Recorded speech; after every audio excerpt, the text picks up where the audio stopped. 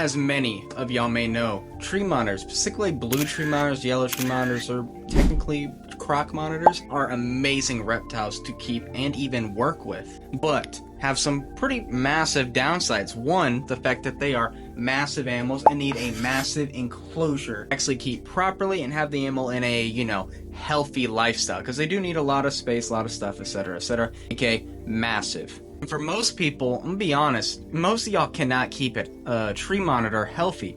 I can't. I don't have the space. I mean, if I sold everything in this room and called it a day, I can probably keep a pair or two. And that's it. And personally, that's not a decision I'm willing to make.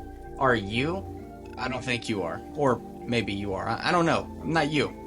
So, what if I told you there are smaller reptiles that are arboreal, stay up in the trees, barely come down, but with the proper conditioning, well, they can use a lot of that intelligence they have to learn things. So, let's talk about 5 of them that you should get over a tree monitor. Yeah. And many of y'all love the blue tree monitor because of those intense blues on them. Now, what if I told you there was a smaller lizard, a smaller reptile, in fact? Well, then I would point you in the direction of, anolis equestris podier. What a mouthful. That's why we're going to be calling them the blue beauty anole, what most people actually call them. Now, my friends, I'm sure y'all are very much aware of what a blue beauty anole is. I mean, a lot of people have talked about them. I've talked about them on this channel a good bit. I've worked with them. A lot of people know what they are. That's why they're number 5. There's a lot of good reasons to still talk about them. Something I don't hear talking about is where they're actually from. We always hear Cuban, Cuban this, Cuban that. They're from Cuba. Technically, they're part of Cuba. Technically, they're not, honestly. They're native to the small island that's, a little north from Cuba that is called, forgive me because this is going to be pronounced horrible, Peño Saint Maria. It's on the screen, by the way, which I mentioned earlier. Small island, isn't too far from Cuba, etc., etc. But on that island, they're said to be somewhat relatively easy to find. My buddies who've went over there every now and then, they're seeing them on the trees. They're seeing them off the airport. They're seeing them everywhere, which is nice, very interesting. But something that is going on with this species is that Cuba, since it is technically part of Cuba, you know what I mean, English, yeah, animals cannot be exported from the wild, so all individuals in the hobby are CBB, like anything from Australia, unless they were smuggled in, yeah. But something that's also fairly interesting about this animal is that they've also been in the hobby for a good chunk of change to even allow for some line breeding of traits. There are these higher blue individuals, which I think are pretty interesting. They're cool, and I do know most people seem to like them over the second trait we're about to talk about, which is the, nice, beautiful, and my favorite, the high yellow. I personally prefer these a lot more over the high blues, I'm just gonna say it, but I'm fairly interested into what, yes, you, the viewer, thinks about it. Is it going to be a blue or a yellow blue beauty? What are you after? Now we're going to come back to the mainland in this context at least, aka Cuba, which is Anolis smallwoodi. It is often considered the smallest crowned giant from Cuba, which is sick. I love it. As you're seeing, these are way smaller than, say, your average tree monitor. But in my opinion, that's a massive plus in the book because there's a lot more people that can actually work with this animal and not have to sacrifice 90% of what they could keep in their collection. Now, this is one of the animals out of my pair that have been growing up since they were teeny little babies, and that's warranted me a lot of time to learn about this animal. Specifically, I knew about a good bit before I got him, like you should. Oh, calm down. Let me switch that. And then what I've learned just by, studying them, watching them just exist in this little room of mine for a good chunk of time, over a year now, honestly. And it's been a joy just watching them grow into these fine young individuals with these nice, diverse patterning and all this crazy stuff behavior-wise. Oh, we're not jumping on cameras. Those are expensive and will fall and break. But I'm pretty sure y'all watching are somewhat curious to how these animals are behavior-wise. As you're seeing, they're letting me hold it and not completely freaking out, but this is definitely not something you want to do on a consistent basis. But if you sit down with them, offer up some food, and just really start hammering home like, hey, I'm not a negative force, these animals will mellow out with some good timing. Beforehand, if I tried this, say when I first got them, they would have bit me and not let go for a good minute, and that became quite annoying. So I started to sit down, offer them crickets, sit in front of the enclosure during feeding and misting time, and just really help these animals start to understand that, hey, I'm existing, I'm going to be here, you should get used to me, and I'm not going to hurt you. And I think that's come a long way with these animals. I'm hoping to reproduce this species soon. I'm not expecting much of this year. I'm mostly focusing on another animal we'll be talking about later in this video and a couple other anoles. But yeah, super cool animals, love them, and just beautiful. Just look at that gorgeous little persons, little lizards. Now we get to a much larger, actually, crown giant anole that is very unique, especially of how it ages, which is Anolis baracoa. I may be wrong of that. I think I'm getting correct on it. Let me know if you know the pronunciation in the comments below. These large anoles are native to eastern Cuba, and they hatch out there just a little green baby. They're little lizard, like most Cuban crown giants. Most Cuban crown giants actually look very similar as babies. But anyways, how does this animal develop from a little old green baby to this interesting yellow spotted adult? Typically, during their first year of life, they're gonna gain these spots a little later, typically about 6-8 months old. It's when you're gonna start seeing the spottage, at least on a larger, more all over the body kind of plan, if you get what I'm saying. At 12 months to a year though, they're gonna gain pretty much all the spots they're gonna really get, at least the main ones that you're gonna see. But the interesting thing with this anole, guys, is that when they get older, guess what they do? These spots actually tend to start growing out little spikes, kind of like little growths, you can say. And it just looks really interesting. It gives the animal a really fruity effect that is extremely unique among lizards and definitely a unique among anoles. It's what's make these animals very, very popular with a lot of people, and hopefully soon one day I can get some when I get into a proper facility, like a warehouse, knock on wood. I build my own enclosures. Watch the DUI playlist. Ooh.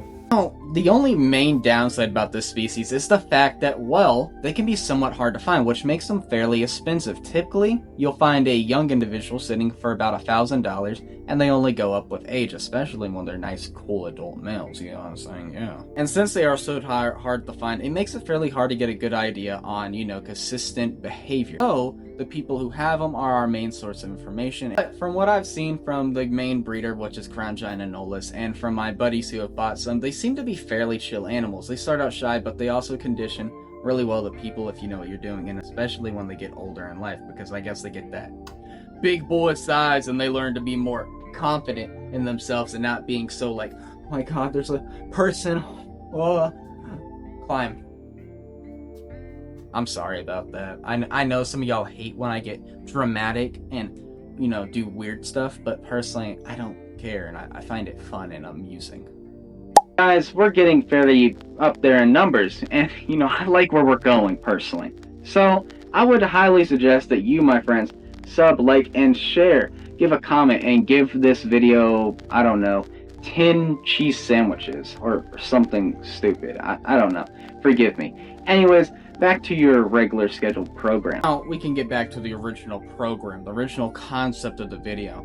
Let's talk about it. Blue tree monitors, to me, the biggest positive is appearance-wise. And it's pretty much the contrast from the black to the blue, and it's mixing with some of that pixelation scalation. That's the biggest perk to them to me. Now, what have I told you? There was a anole, because if you haven't caught it, all the ones in this video are anoles. It can be green, blue, black if they're angry. But they also have this crazy pixelation scale around their scales, and a white nose to their bottom shin goes back on their face, sometimes their whole head, and their entire lower body, and it gives them a really striking appearance, if you ask me. They kind of look like skull crawlers from that King Kong movie. Yeah, let me introduce you to them. Now, this is Anolis lutoglaris. This is one of my females that I've had for a while. Let me just close that door real quick. Now, believe it or not, these are actually one of the largest anoles around, and definitely the largest, in my opinion. The only technical largest is Anolis equestris, or the Cuban anole, the one that's invasive in Florida. And seeing them side by side occasionally, I would say that they do get bigger most of the time, but there are definitely lutes that are bigger and dwarf a lot of lutes, in my opinion. Not night anoles, sorry, English. But Anolis lutoglaris is honestly one of my favorite anoles. These anoles are native to Western Cuba and are my favorite of the crown giant species, if you're not including any of the Cuban false chameleons. Experience of working with them and with my current trio and a couple other individuals, I've grown out, done whatever, etc., etc., I can definitely tell you they are extremely chill. lot more easier to mellow out than, say, smallwood eye, like we mentioned earlier, and are very rewarding animals. These animals have been mostly the most bold out of all the anoles I worked with besides Barbados, which is the king of chill. They have drinking out of water cups from me. They drinking out of actual water bowls, which they don't normally do if you know how, arboreal animals typically work. And have become pretty much social animals, in my opinion. They love being around each other. They seem to be bonded, if you ask me, from other people's experience. They do somewhat bond. And my experience with them, they seem to tolerate me really well. From the first day I got them, they would run out of the enclosure and be a nuisance. And right now, I'm not even really trying to keep this young lady just here. I'm actually kind of annoyed because my arm's getting a little tired, you could say. Anyways, I'm gonna go put this little lady back and we're gonna talk about the last anole. Ooh! Now, Anolis recordi, or however it's pronounced, it's on the screen, is possibly one of the most interesting and pretty and most desirable anoles of every anole on this list. Maybe Lupiglaris beats them some days, but yeah. They're way better than any tree monitor you can get, and I stand 10 toes down on that. Fight me in the comment sections. I dare you. Double dog dare you guys. Now, I bet you're thinking these anoles are from Cuba. No, they're not. Surprisingly not. I'm not going to have every anole in this video from Cuba. The last one is from Haiti, and technically the Dominican Republic, yeah. But these guys are technically still in the hobby, but to get them anywhere, either you're going to need to start begging a zoo. I'm talking you got to get on your knees, have your hands like this. I'm like, please, Zoo, Fort Worth, Zoo of Texas, please give me some babies so I can grow them, breed them, and educate people a lot more on a individual basis. I highly doubt anyone from that zoo's watching, but you never know.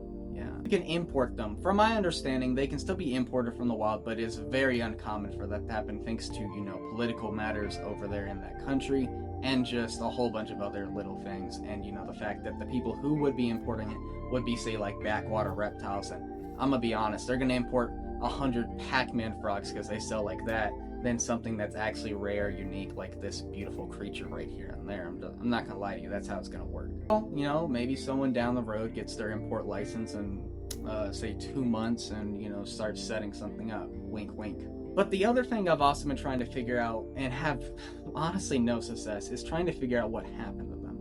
They are technically in the hobby and should still be around.